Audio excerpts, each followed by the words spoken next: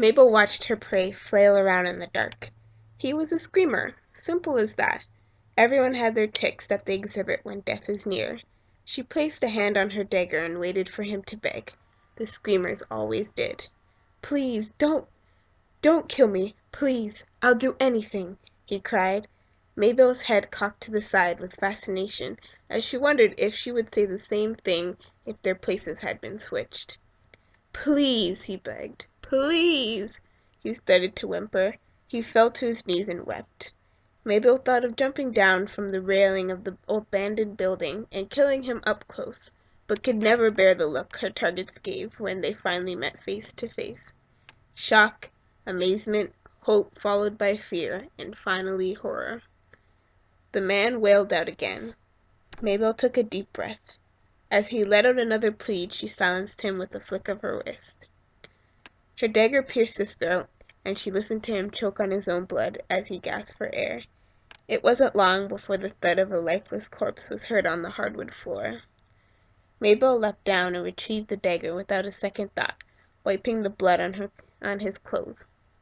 She hacked at his wrist until his hand was detached and placed it in a Ziploc bag. She looked at the evil eye tattoo and the gold ring that glinted from his pinky finger.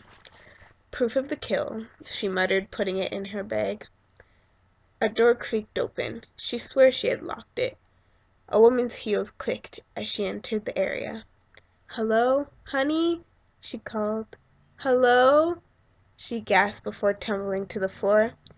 Maybelle had acted. Her eyes scanned the area. Movement. "Mommy!" a little boy cried, shaking the lifeless body before spotting Maybelle.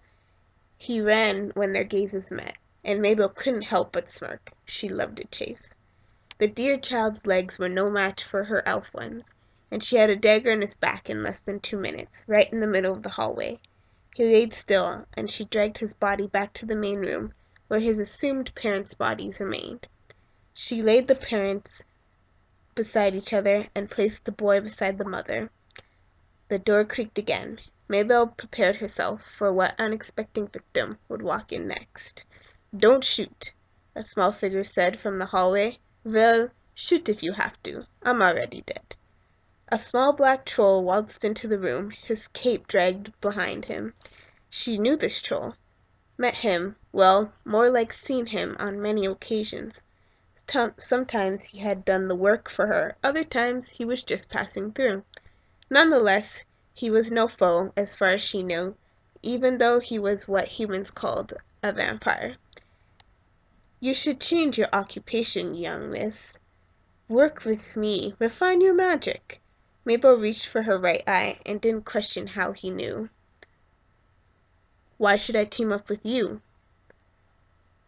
"Because I can do what you cannot," he said. "And what is that?"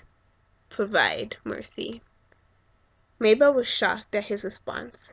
It was as if the troll had placed a giant mirror in her face. He was right.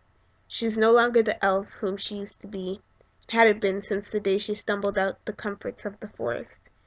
Maybelle sat down and placed her daggers in her lap. She let out a sigh and ruffled her bangs. "What shall I call you, troll?" "Vlad will do."